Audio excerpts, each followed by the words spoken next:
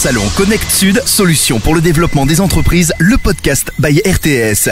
Christophe Périnet, directeur commercial de la société Octave, bonjour. Bonjour. Alors, pouvez-vous nous présenter votre société et le secteur d'activité d'Octave ? Alors Octave, c'est une société qui a bientôt 20 ans l'année prochaine, que j'ai eu la chance de créer donc en 95. C'est une société qui a une particularité, c'est que nous sommes à la fois un éditeur de RP, de gestion commerciale, de logiciels de caisse, mais nous sommes également une web agency. Et donc sa valeur ajoutée, c'est justement d'accompagner les clients en leur proposant à la fois les outils de gestion, d'achat, de vente, et à la fois tout ce que sont les sites marchands. Alors, expliquez-nous la particularité de votre outil, ce qui fait la différence par rapport aux autres acteurs du marché. Disons qu'il y a beaucoup d'acteurs qui sont spécialistes de la gestion ou qui sont spécialistes des sites marchands, des plateformes e-commerce. Il y a très peu sur le marché de gens, de prestataires qui proposent les deux métiers. Et c'est un vrai sujet, c'est assez complexe parce qu'on mélange des compétences assez hétérogènes. Alors déjà, la première particularité, c'est de réunir des compétences pluridisciplinaires dans une même entreprise et de les faire travailler ensemble sur des sujets communs. Le deuxième, c'est un avantage technique, c'est de dire on met le système d'information au même endroit où est le site marchand. Sous-entendu, comme la source d'information elle est partagée simultanément en temps réel entre le site internet et les outils de gestion, disons qu'on s'affranchit des connecteurs, ce qu'on appelle des EDI, des interfaces pour faire dialoguer la caisse, et on est capable par là même de pousser assez nativement des règles parfois complexes. Donc c'est une vraie valeur ajoutée pour des gens qui font du cross-canal, qui ont plusieurs magasins, qui vendent à des cibles de particuliers ou à des cibles de professionnels, d'avoir ce système d'information qui partage simultanément les données entre ces sites internet et ces outils de gestion.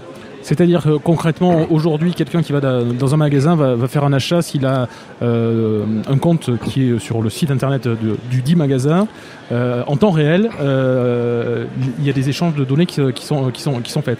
C'est exactement, il n'y a même pas d'échange, il y a un partage de la donnée. Voilà. Donc des exemples. Je suis au téléphone avec quelqu'un, c'est un client professionnel, je lui fais des avantages concurrentiels sur mes catalogues de prix avec des avantages qui me regardent et qui le regardent. Je lui envoie l'email, quand il va sur le site, il a exactement les prix que je lui ai fait, comme s'il passait au comptoir. Où je suis particulier, j'ai l'habitude d'aller en magasin, je sors sur mon ticket de caisse, je peux potentiellement aller retélécharger ma facture ou aller chercher un avantage. Je suis sur le site internet, je bénéficie d'avantages de points fidélité, je suis relancé, je peux aller les consommer en magasin. Donc on décloisonne complètement tout ce que sont les canaux de vente pour le retailer. Et j'imagine en plus que votre solution est inscrite dans la mobilité également ? Évidemment, en effet, donc les supports évoluent, les usages évoluent, donc on a plutôt une accélération des points de contact.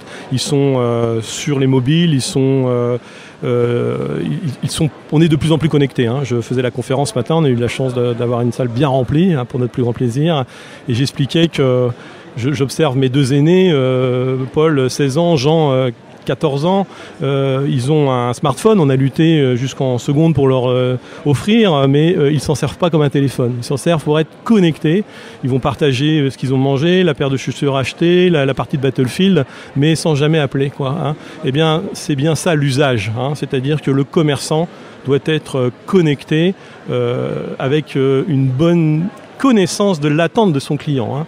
J'explique ce matin qu'un client qui vient dans un magasin de pêche, d'articles de pêche, je sais qu'il est pêcheur de pêche à la mouche, c'est Ardent Pêche par exemple. Je ne vais pas lui tenir les mêmes propos que s'il fait de la pêche en mer. Voilà.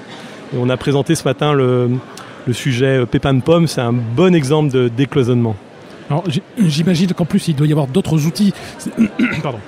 D'autres outils disponibles sur votre logiciel pour analyser aussi et faire du marketing sur le type de clientèle, faire des campagnes de communication peut-être aussi, de la mise en réseau sur les réseaux sociaux. Vous avez raison, donc il y a l'outil technique qui permet de vendre ou de présenter les produits par Internet. Il y a l'outil de gestion, la chaîne des achats, la gestion de stock. Mais après, le Graal, c'est qu'est-ce que je fais de la data, qu'est-ce que je fais de la donnée ? Comment je redonne le pouvoir à des commerçants qui sont des petits, des moyens, qui n'ont pas les mêmes moyens justement que Amazon ou que la Redoute, mais qui sont dans un milieu hyper concurrentiel. Eh bien, je le fais en leur présentant, en leur proposant des outils time to market qui leur permettent de prendre des décisions. Je m'explique. On va collecter l'information de tous les canaux de vente, puisqu'on est dans une base unifiée. On va même aller chercher des données dans Google Analytics, etc. Et on va faire des matrices de segmentation client pour leur permettre d'adresser le bon message à la bonne personne. Et on va mesurer ensuite le ROI.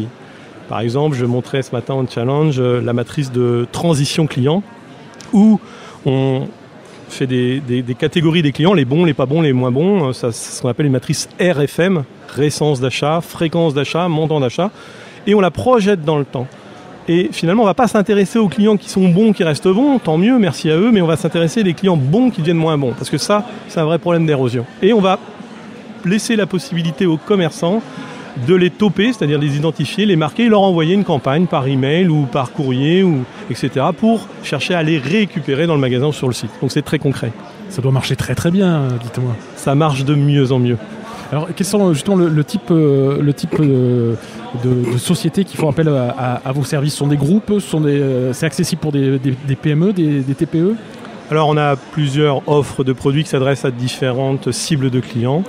En amont, en effet, c'est l'enseigne. Là, proche de Toulouse, il y a un magasin pas très loin du Parc Expo qui s'appelle Cache Piscine. Cache Piscine, c'est un réseau d'une 55 magasins en France.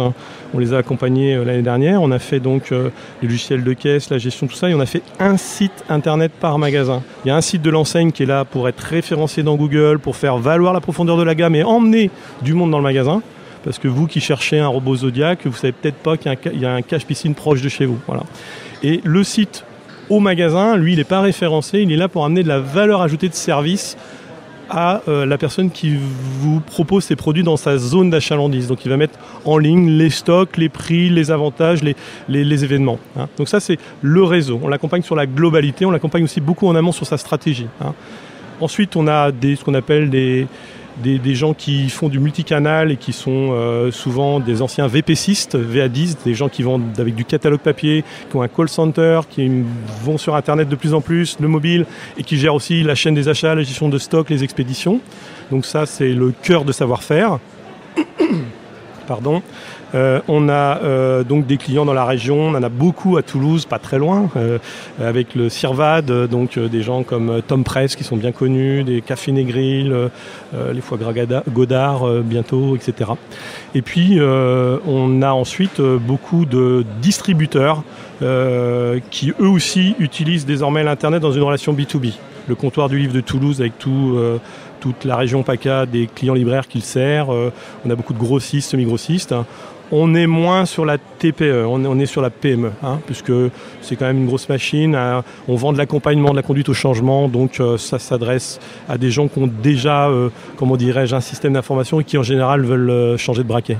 Alors la société est quand même pérenne, puisqu'elle a 20 ans, mais vous êtes la forte progression, là, elle est assez récente. Quels sont vos objectifs futurs? Peut-être l'international?